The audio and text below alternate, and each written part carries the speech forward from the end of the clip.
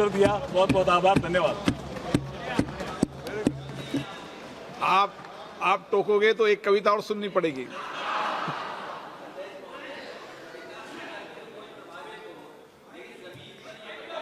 आपको एक दो कविता सुननी पड़ेगी, दो बार बोलोगे तो।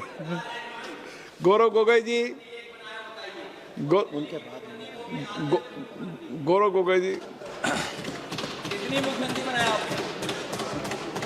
धन्यवाद अध्यक्ष महोदय। आज इस विशेष सत्र में मैं अपने पार्टी के तरफ से जो संविधान का 131वीं संशोधन है उसके विरोध में अपने पार्टी की तरफ से अपनी बात रख रहा हूं। सर, अभी हमने कानून मंत्री अर्जुन मेघवाल जी की बात सुनी और कहीं उनके बातों से लग रहा था कि शायद पहली बार सदन के अंदर महिला आरक्षण पर चर्चा हो रही है। आज ही हर्ष का दिन है, आज ही उल्लास का दिन है, आज ही पारित हो रहा है, पहली बार हो रहा है, ऐतिहासिक हो रहा है, ऐसा उन्होंने एक ढांचा बनाने की कोशिश की। लेकिन आज से ही 3 साल पहले तब आदरणीय गृह मंत्री जी, उस समय भी ऐसी ही बातें उन्होंने की। और अगर आप दोनों के वक्तव्यों को सुनेंगे तो मुझे लगता है कि 90% आदरणीय गृह मंत्री जी ने उस समय जो कहा वही आज कानून मंत्री जी ने पढ़ के हमको दोबारा सुनाया। उस समय भी आदरणीय गृह मंत्री जी ने हम सबको श्री गणेश करने के लिए आह्वान जलाया था कि आइए, इससे 2023 से पहले 5 बार महिला आरक्षण पर विभिन्न प्रकार के कानून लाए गए हैं। इस बार तो प्रधानमंत्री मोदी जी उन्होंने एक सशक्त कदम लिया है, इस बार हो जाएगा। उस समय भी ऐसी बातें थी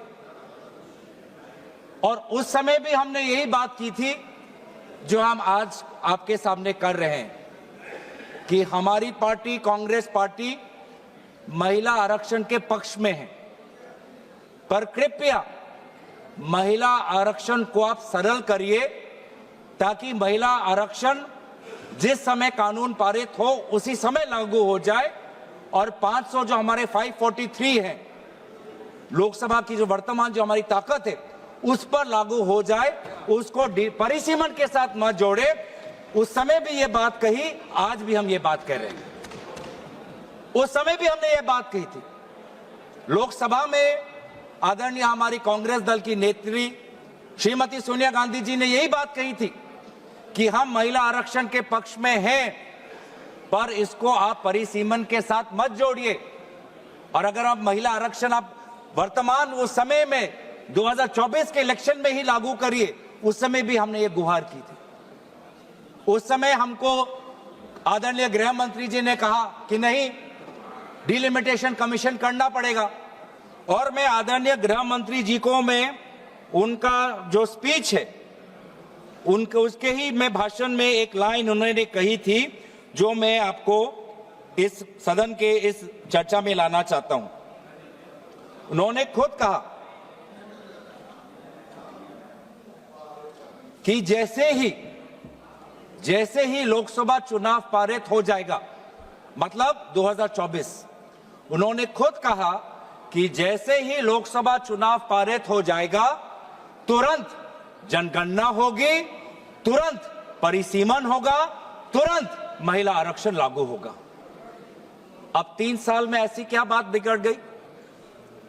3 साल में ऐसा क्या बदलाव आया कि लोकसभा चुनाव के बाद बस 2 साल ही हुए हैं और अगर आप इस विधेयक के statement of objects and reasons पढ़ें तो खुद आज सरकार यह कह रही है कि जो अगला जनगणना होगा, जो अगला परिसीमन होगा, उसमें काफी समय होगा, काफी समय लगेगा और काफी उसमें डिले होगा।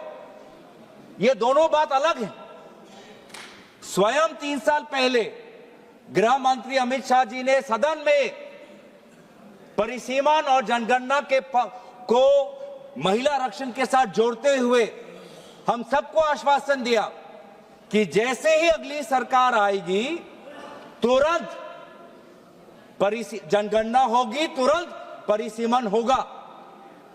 और आज भी ये कह रहे हैं कि परिसीमन का, जनगणना का काम शुरू हो गया। अभी अभी कुछ समय पहले आदरणीय गृह मंत्री अमित शाह जी ने कहा कि घरों की संख्या शुरुआत हो गई, घरों की संख्या कितनी है शुरुआत हो गई, और फिर व्यक्तिगत जनगणना उसकी शुरुआत होगी।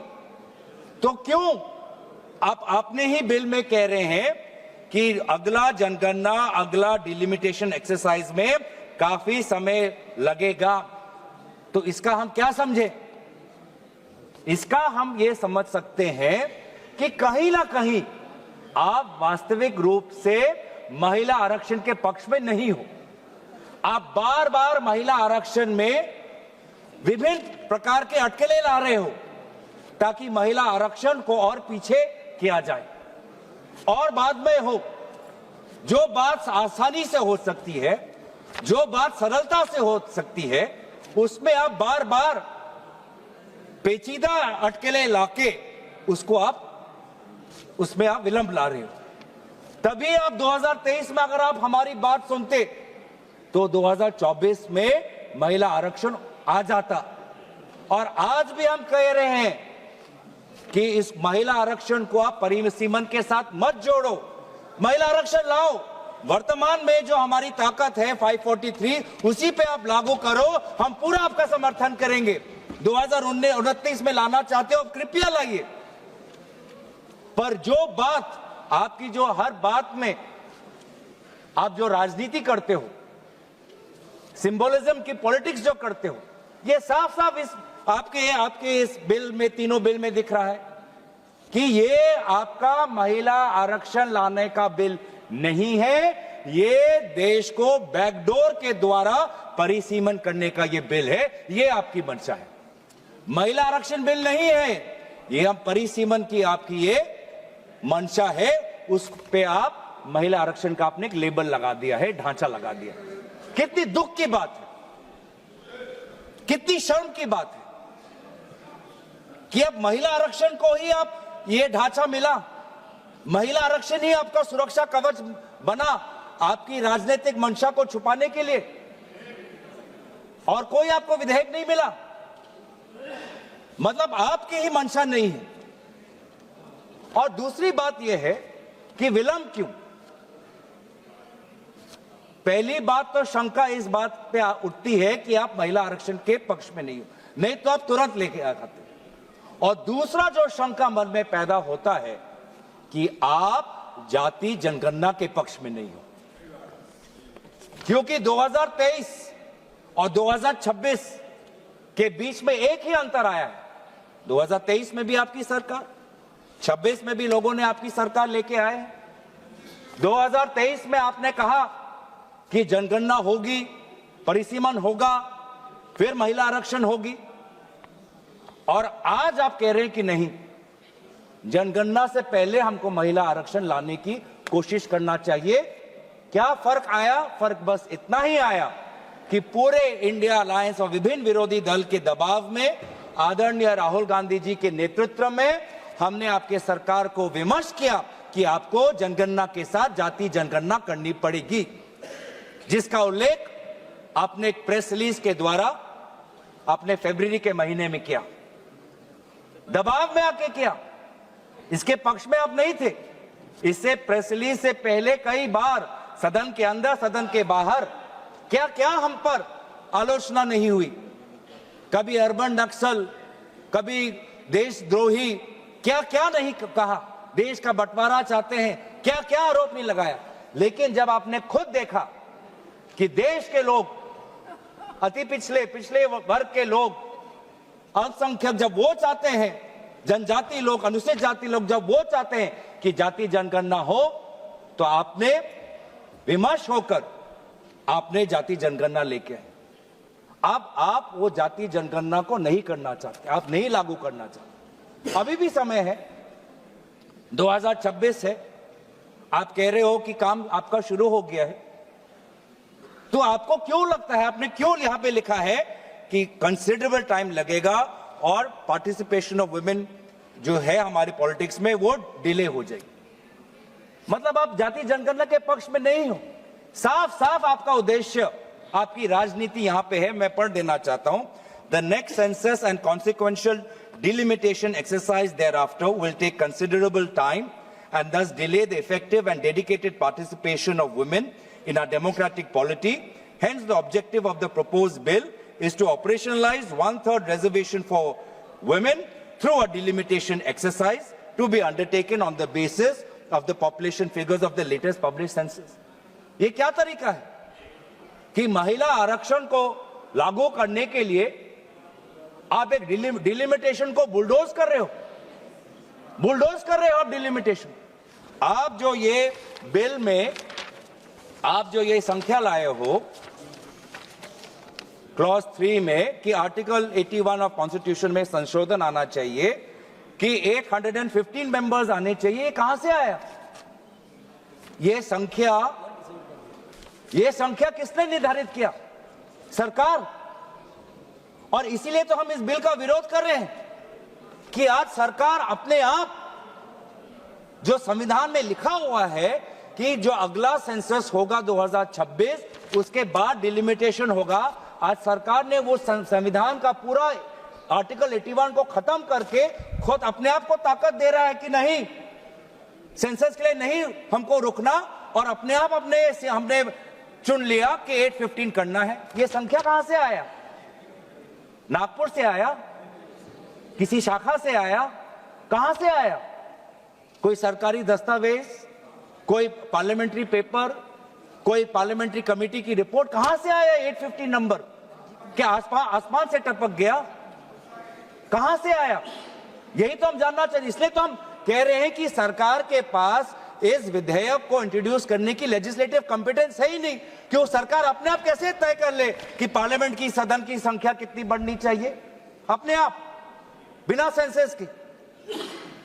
तो बार बार ये हमको पता चलता है कि आप डिलिमिटेशन को एक राजनीतिक अस्त्र के रूप से, आप इसको एक हथियार के रूप से आप इसको व्यवहार करना चाहते हैं, जो मंशा नहीं थी। जो हमारे संविधान के निर्माता थे, डिलिमिटेशन किसी राजनीतिक दल के राजनीतिक हथियार के रूप में निर्माण करना उनका मंशा नहीं था। डिलिमिटेशन की मंशा क्या थी कि जैसे जैसे जनसंख्या बढ़ेगी, प्रशासन के लिए, सुशासन के लिए हम अपने डिलिमिटेशन अपने विधानसभाओं का, लोकसभा क्षेत्रों का ऐसा करें ताकि लोगों को प्रशासनिक सुविधा मिले, ताकि सुशासन सुचारू रूप से हो। इस उद्देश्य से डिलिमिटेशन हुआ था। लेकिन हमने देखा है कि इस सरकार के द्वारा किस प्रकार से डिलिमिटेशन को, किस प्रकार से एक निजी और काफी निम्न स्तर की राजनीतिक अस्त्र इसको बनाया गया है। मैं 2 प्रदेशों का उदाहरण देना चाहता हूं कि कैसे आज डिलिमिटेशन का व्यवहार किया जा रहा है। एक जम्मू कश्मीर, दूसरा असम, दोनों प्रदेशों में डिलिमिटेशन, दोनों प्रदेशों में। और एक में क्या हुआ, जम्मू कश्मीर के जब आपने परिसीमन की तो वहां पे आपने डिलिमिटेशन कमीशन बैठाई और वहां पर आपने सेंसस, कौन से सेंसस का आपने इस्तेमाल किया? 2011 का। और दूसरे तरफ आपने असम में परिसीमन की, वहां पर परिसीमन की दायित्व खुद केंद्र चुनाव आयोग ने ले ली और वहां पर परिसीमन के सेंसस के आधार पर हुआ 2001 पर। आप सोच समझ सकते हो कि भारत में 21वीं सदी में 2022 से 2023 में लगभग वो 1.5 वर्ष के कार्यकाल में भारत के 2 प्रदेशों में परिसीमन हो रहा है। एक 2011 के सेंसस के आधार पर, एक 2001 के आधार पर, एक जगह डिलिमिटेशन कमीशन, एक जगह चुनाव आयोग। तो साफ साफ पता चलता है कि ये डिलिमिटेशन किसी प्रकार से नागरिकों को, आम नागरिकों को सुविधा देने के लिए नहीं, डिलिमिटेशन बस आप अपने राजनीतिक सत्ता को और मजबूत करने के लिए, अपने राजनीतिक जड़ों को मजबूत करने के लिए आप इसका इस्तेमाल कर रहे हैं। डिलिमिटेशन का तात्पर्य क्या था कि हर जो क्षेत्र हो, चाहे लोकसभा क्षेत्र हो चाहे विधानसभा क्षेत्र हो, उसकी जनसंख्या लगभग समान होनी चाहिए। मैं बताऊं असम में क्या हुआ। असम में एक लोकसभा है 14 लाख लोगों का और एक लोकसभा है 26 लाख लोगों का। 26 लाख लोगों का। ये किसकी सुविधा देख रहे हो? किसकी सुविधा देख रहे हो आप? आम नागरिकों की तो नहीं हो सकती, क्योंकि वो 26 लाख का लोकसभा क्षेत्र इतना बड़ा है, वो किसी प्रकार से किसी ना प्रशासनिक रूप से ना सुशासन के रूप से वो किसी का फायदेमंद हो सकता है। ऐसा डिलिमिटेशन हुआ है सर कि एक विधानसभा में कहीं 4 जिला परिषद और कहीं 2 जिला परिषद। ऐसा डिलिमिटेशन हुआ है कि एक पंचायत में 10 वार्ड, 2 वार्ड एक विधानसभा में, 3 वार्ड दूसरे विधानसभा में, 3 वार्ड चौथे विधानसभा में। यह है परिसीमन। और अफसोस की बात, इसको हम चैलेंज नहीं कर सकते। और यही जो आज इस प्रकार को अमेरिका में कहते हैं जेरीमैंडरिंग, पूरा कंप्लीट पॉलिटिकल एक्सप्लॉयटेशन, कि कोई एक ज्योग्राफिकल कंटिग्यूटी होती है सर। डिलिमिटेशन में एक और चीज होती है कि geographical, besides administrative efficiency, geographical contiguity होनी चाहिए। लेकिन आज आपने ऐसे क्षेत्र बनाए हैं कि एक नदी के इस पार और एक गांव पहाड़ के उस पार। किस लिए? ये किस प्रकार का ज्योग्राफिकल कंटिग्यूटी है? आप मैप देखिए सर। अब यही चीज जो उन्होंने असम में किया, जो उन्होंने जम्मू कश्मीर में किया, अब महिला आरक्षण के द्वारा पूरे देश में यह कहना चाहते हैं। कितनी शर्मनाक बात है, कितनी शर्मनाक बात है, दुख की बात है कि आप इस प्रकार का महिलाओं का आप राजनीतिक दुरुपयोग कर रहे हो महिला आरक्षण के नाम पर।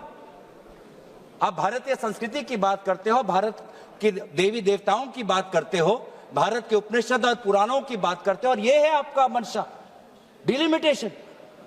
हमने ये खुद देखा है सर कि आज कहीं ना कहीं ये एक शंका है कि एक, आप महिला आरक्षण के पक्ष में नहीं हो। शंका दूसरा कि आप जाति जनगणना के पक्ष में नहीं हो। शंका तीसरा कि आप डिलिमिटेशन नागरिकों के हित में नहीं, डिलिमिटेशन खुद के हित में करते हो। यह भी तीसरा शंका है। और चौथी शंका यह है कि आप संविधान को आप धीरे धीरे आप कमजोर कर रहे हो। संविधान के आर्टिकल 81 में खुद लिखा है कि जो सेंसस, अगला जो सेंसस होगा उसके आधार पर 2026 का उल्लेख वहां पर है संविधान पर। संविधान में उल्लेखित है आर्टिकल 81 में कि 2026 में जो सेंसस होगा, उस जो सेंसस जब पब्लिश होगा तो उसके आधार पर हम आगे बढ़ेंगे, डिलिमिटेशन होगा। अब आज आप इस महिला आरक्षण के बिल के द्वारा आप संविधान को भी कमजोर कर रहे हो।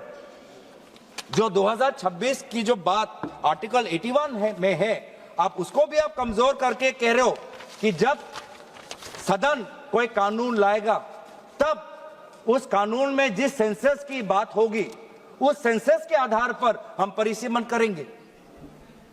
मतलब जो बात संविधान में लिखी है, जिस बात को चाहे किसी दल की सरकार आए उस बात को अमल करना है, आपने उस संवैधानिक सुरक्षा को कमजोर कर आपने एक ऐसा कानून लाना चाहते हो कि सदन में जिसकी ताकत, सदन में जिसकी बल, वो निर्धारित करेगा कि किस सेंसस के आधार पर परिसीमन हो।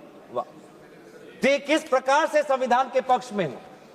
ये बिल महिला विरोधी है, ये बिल जाति जनगणना विरोधी है, ये बिल संविधान विरोधी है, ये बिल जो हमारे पूरे प्रदेश का, पूरे देश का जो फेडरल स्ट्रक्चर है उसके विरोध, फेडरल स्ट्रक्चर के विरोध। सर, हमारे अध्यक्ष महोदय,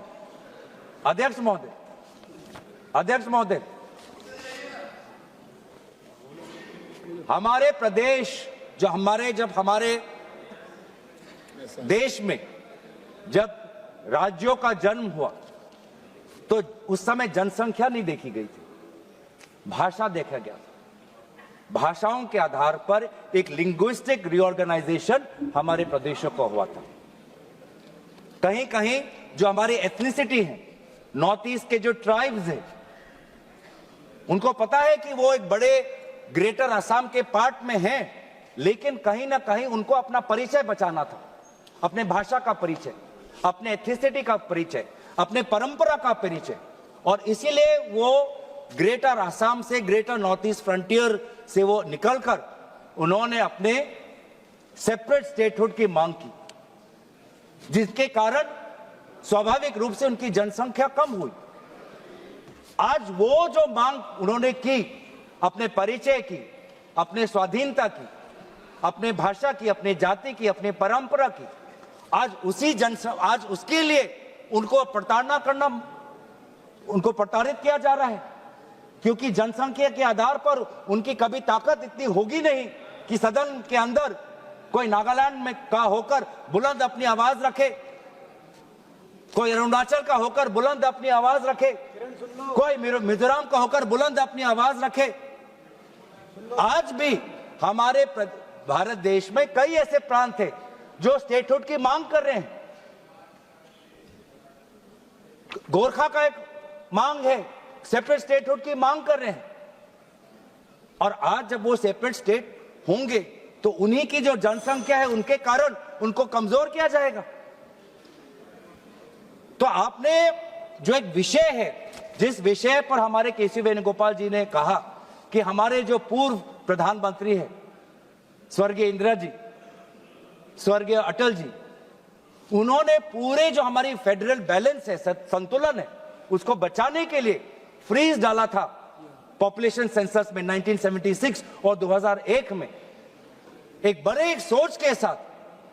आज आप उनसे भी परे हो रहे।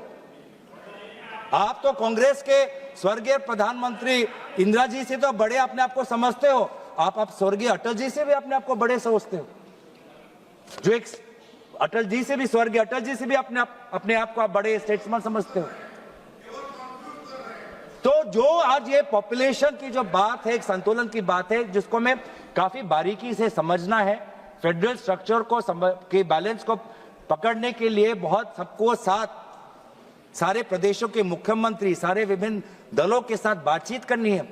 उसको आप महिला आरक्षण के नाम पर सबके बुलडोज कर रहे हो आप।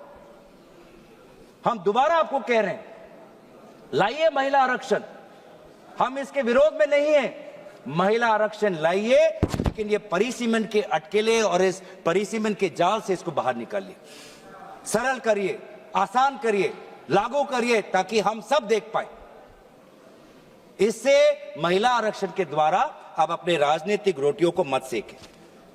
मैं दोबारा कोशिश करूंगा कि काफी परिसीमन को लेकर इस देश में गंभीर सवाल उठ रहे हैं, जिस सवालों का जवाब, जिस मसलों का समाधान पूर्व में हमारे स्वर्गीय प्रधानमंत्री ने किया है, और काफी एक बारीकी से काफी संतुलन उन्होंने सृष्टि करने में वो सफल हुए। उस संतुलन को आप अपने राजनीतिक रोटी के लिए, अपने राजनीतिक मुनाफा के लिए भारत के उस संतुलन को मत बिगाड़िए। आज भी हम एक, जैसे राहुल जी ने कहा है कई बार कि हम यूनियन है एक स्टेट्स के।